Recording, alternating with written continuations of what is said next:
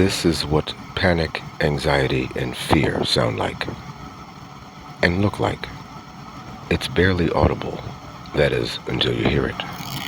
At which point, it becomes deafening.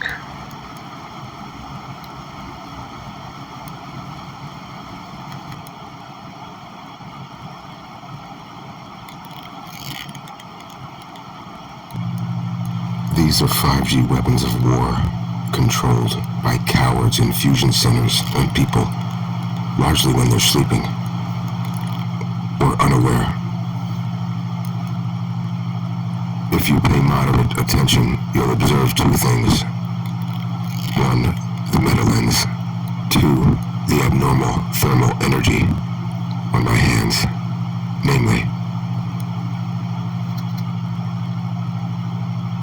If you listen to the background, you'll hear what is known as backscatter, used by gang stalkers, who in my estimation are mostly gamers trained as soldiers